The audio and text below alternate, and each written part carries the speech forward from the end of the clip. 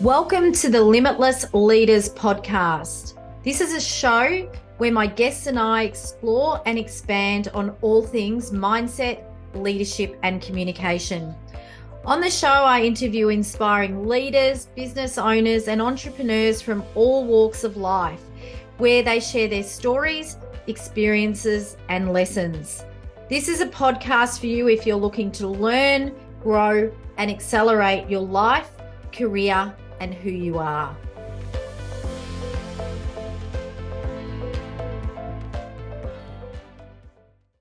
Hi, and welcome to the Limitless Leaders Podcast. Today's a very personal solo show of my journey to healing that I wanted to share with you. I've had a lot of people ask me, what happened? How am I still working? How am I staying so optimistic? And I thought today I'd share my story of what's happened this year. So many of you would know that my beautiful younger sister, Lindell, she was diagnosed with breast cancer, I think it was about 5 years ago.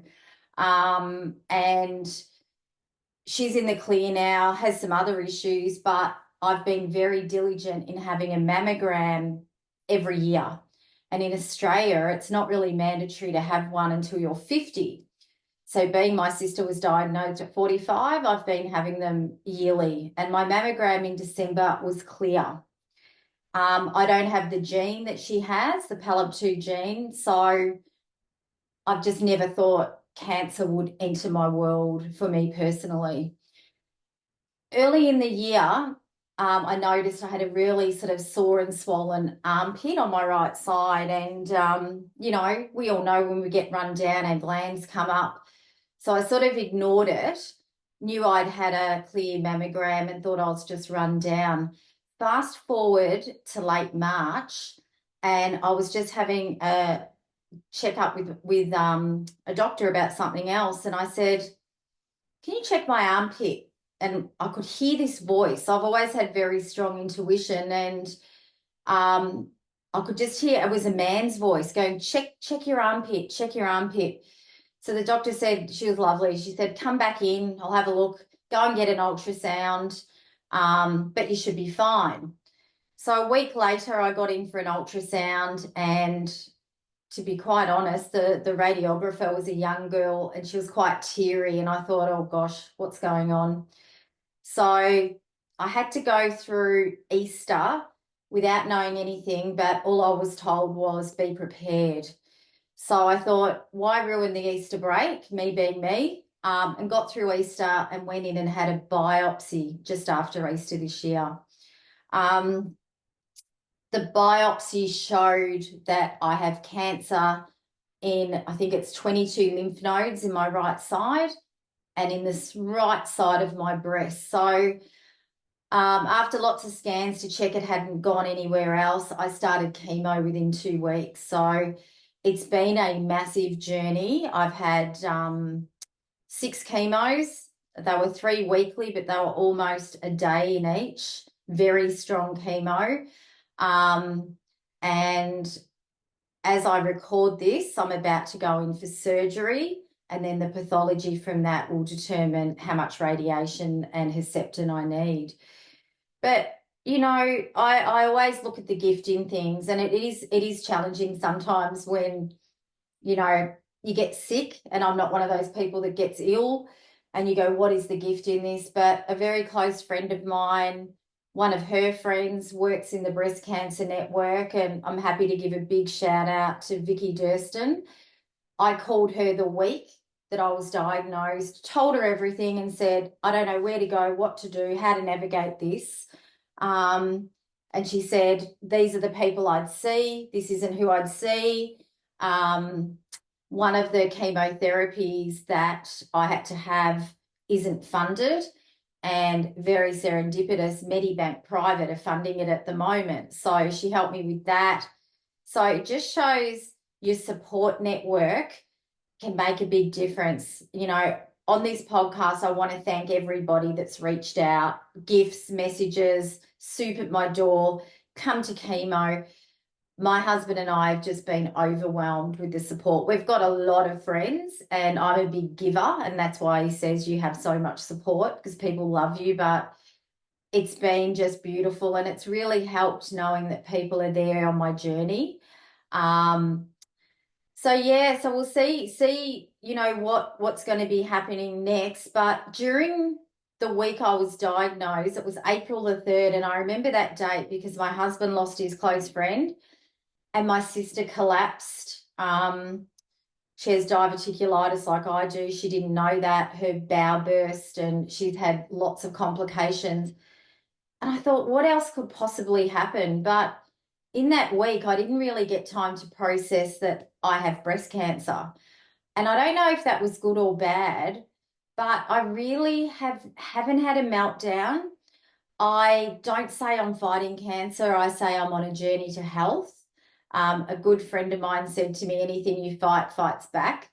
And so far, the scans are showing that the cancer has significantly decreased, which is like, wow. But a lot of people are reaching out to me saying, you're 5 months, almost 5 months into your journey. We know you're optimistic all the time. You always have been, but how are you working through this? And I wanted to share that on this podcast because I think it's important. If I can do it, anyone can do it. Some of the things that have helped me, and I have worked in my business right through my treatment. And I found out only a few weeks ago that very rarely do people work on the treatment that I'm on. But I just find doing what I love, which is helping people realize and achieve what's possible in my business, that gives me purpose. And those that know me know I love my work. I've put my heart and soul and sacrificed so much to build the business that I have today and rebuilt it after COVID. So find out what it is you love. If you're going through a challenge, might not be a health challenge, could be a relationship breakup, it could be anything. But what gives you joy? What do you love doing? Why are you on this earth? And I think I get up every morning and do normal work days. Obviously, things have changed. I'm not in big rooms at the moment, or haven't been for 4 or 5 months. I will be later today. I'm talking at an event, but I can't be in big rooms because I'm immune compromised. So I've got the office in which I'm sharing this today. I've got a studio upstairs. So I've been working virtually. So I guess the pandemic did have a few gifts in it. So yeah, I'm doing the work that I love every day, gives me purpose, keeps me going. I've lost my taste, which those of you that know me, my passion is cooking. I actually have an Insta page, Taste Tank with Renee. I don't like recipes, so I have to actually come up with recipes for what I make. So I'm not cooking as much because I don't have as much taste, but I have a beautiful husband and I love cooking. So cooking is my sort of meditation. I have been in survival mode the last 5 months. I am so sick from chemo 4 days after it. So the first 4 or 5 days after each chemo, I haven't worked. And then I've gone boom into what I need to do to keep my clients and my business going, and it's worked. So find out what your purpose is if you're going through a challenge and really focus on that. If you don't know what it is, and I did some work with a beautiful team 2 days ago on this, think about what are you curious about? What do you read up about or Google in your spare cracks of time? Usually that will lead to what you're passionate about. So that's the first thing. Excuse me. The second thing for me that's helping me is gratitude. I've always been a very grateful person. I know there's people much worse off than me. I know there's probably poor homeless people that may have breast cancer but don't even know it. I stay in gratitude. I was a journaler. I haven't been able to journal a lot during this journey. I don't know why. But I think just being in gratitude, every morning I wake up and I always say, I'm grateful. I've got a roof over my head, beautiful support and family and friends, and I've got some amazing medical practitioners around me. Today it's sunny. I'm getting to go and speak at an event with some beautiful people. I'm grateful for that. And I'm grateful for things like these platforms where we can share our lessons. The reason gratitude helps when you're going through a tough time or dealing with change, gratitude helps us focus on what we do have instead of looking at what's missing.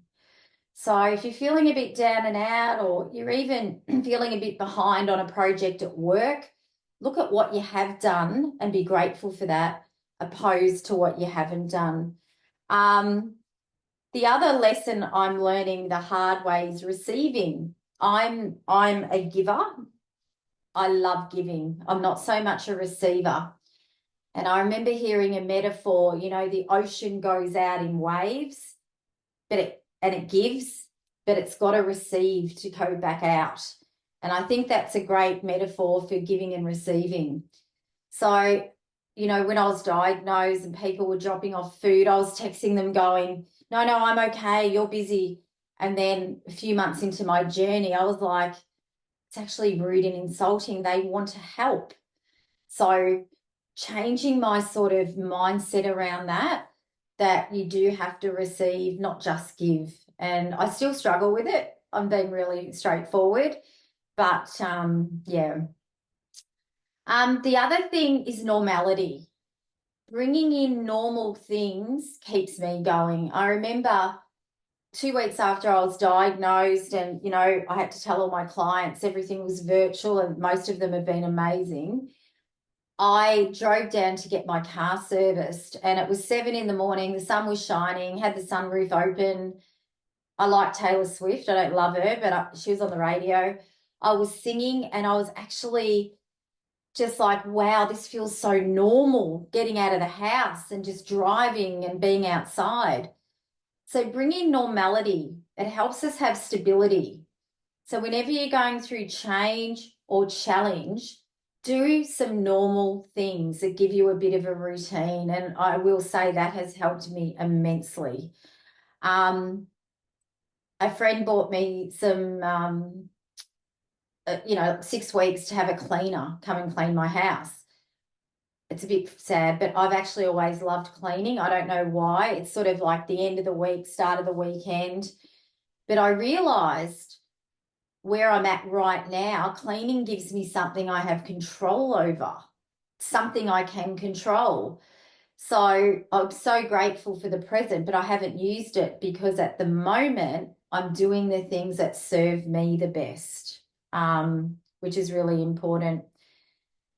The other thing, on top of having purpose, being in gratitude, having some normality, the other thing I think that's important is just be grateful for the small things, and have little things to look forward to. We were going away on a trip of a lifetime to Italy this July, and obviously we couldn't go with my diagnosis and everything. And it's a trip that I've been wanting to do for years, and then COVID came, then we had to save up, and then now this. But what we do now is just have little weekends away. We went to Lawn the other weekend, catching up with different people, just making sure there's some little things to look forward to, because if you don't look forward to something, it can really, you need those markers in time. Yeah, so it's been interesting. I didn't lose all my hair, and it was the last thing on my mind. A lot of people were surprised about that because they're like, you've got such big hair. People know you for your hair. And I was like, really? So it was only probably 8 weeks, 2 months ago, 3 months in, that my husband shaved. My hair was falling out. It was in basin loads every morning. It was actually making me nauseous and physically sick. So many people said, shave it off. And I kept saying to myself, but I'm meeting this new client on Zoom. At least from the front, I look normal. It was the most liberating, empowering thing I've ever done. I laughed. I do laugh when I'm in shock. But the hair thing hasn't worried me. I've bought all these, if you're watching the video, lots of these turbans. I do have a few wigs, that I wear for certain things. But most of the time I just embrace it. It's just hair. And what I realized was I lost my hair, excuse me, in winter. So shedding. And now my hair's growing back and it's almost spring, or it could be spring when you're listening to this.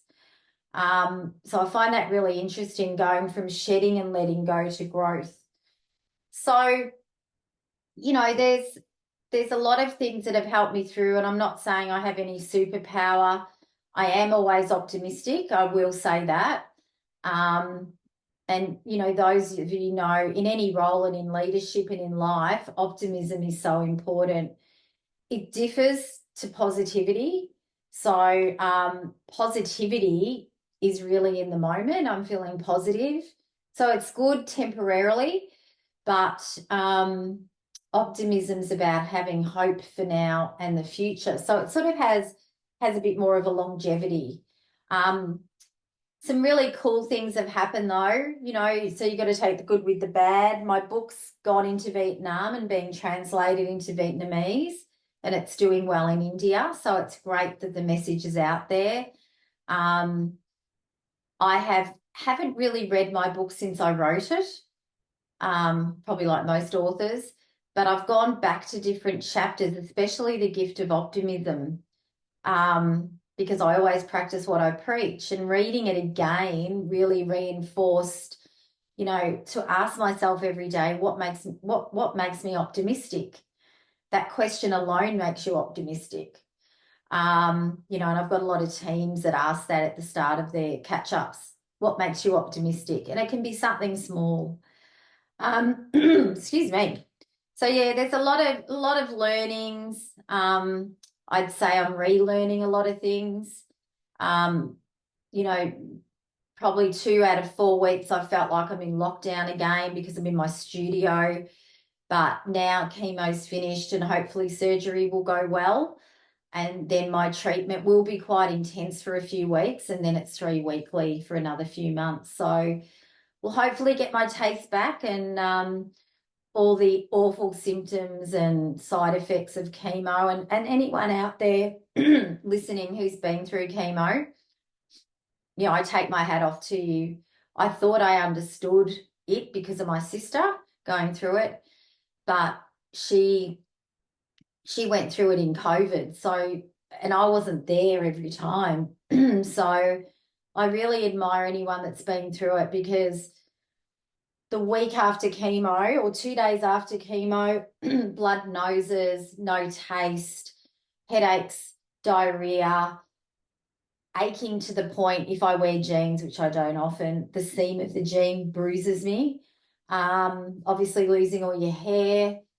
And also just feeling like you've got vertigo. So every chemo, you sort of really hit the bottom, come back up, and just as you feel normal, you have another one. So, I'm grateful for the chemo because it looks like it's worked, but the side effects are horrendous. And, working around those, I've got so many tips now for those people, and hopefully you never do, but if you ever have to go through chemotherapy. But the biggest tip I can give you is mindset. Whenever you're going through a challenge, whenever you're going through adversity, a health issue, a breakup, a role change, anything at all, just take a step back and really be mindful of your mindset. So we all know our thoughts equal our feelings, and therefore create our outcome.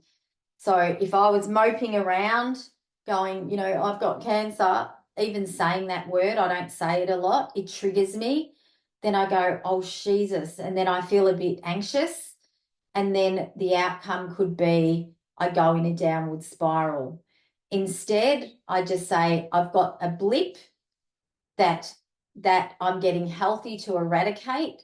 That makes me sort of feel really empowered. And then I do the things I need to do. So, my exercise, working's been a godsend to me. I have a busy mind, and being mentally challenged and writing and delivering programs and coaching I can say it's been my savior. So just be mindful of whatever your thoughts are. If anyone ever rings me and says, Renee, I feel really down and out, what should I do? I say, who should you be? What are you telling yourself? So I wanted just to share that. So I'm just a few days off to have surgery. So I'm having a lumpectomy, so because it's right on the edge of my right breast, but I am having a lot of lymph nodes out. So I've got a very high chance of getting lymphedema.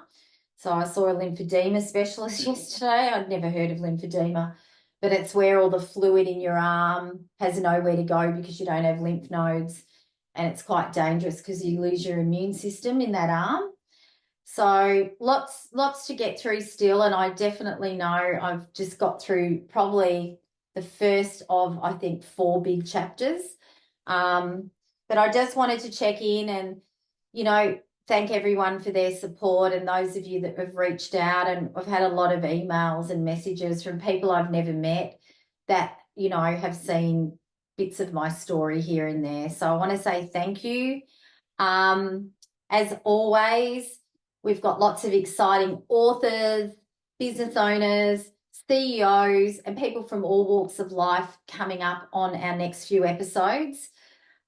We are also now on all platforms, which we always have been, but we are now on YouTube.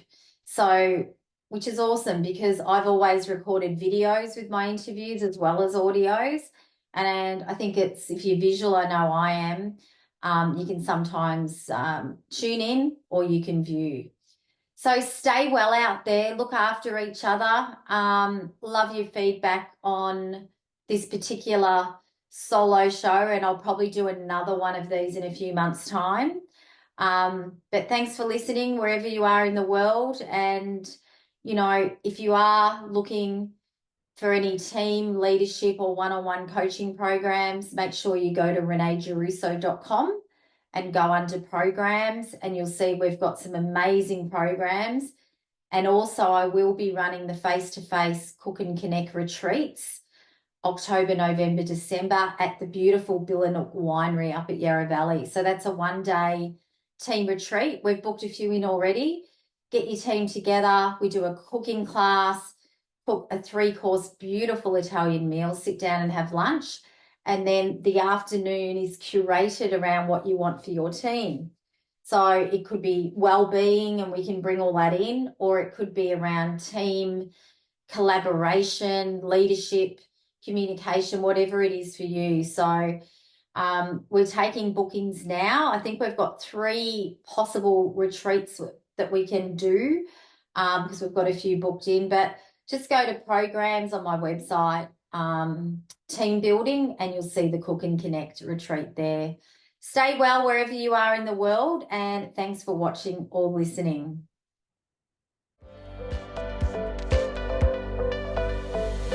Thank you for listening to the Limitless Leaders Podcast. So you don't miss an episode, make sure you follow the show in your favorite podcast app. Feel free to share this podcast with your family, friends, and work colleagues. If you're enjoying the show, find out more on what we do at RG Dynamics at www.reneegiarrusso.com. Until next time, be limitless.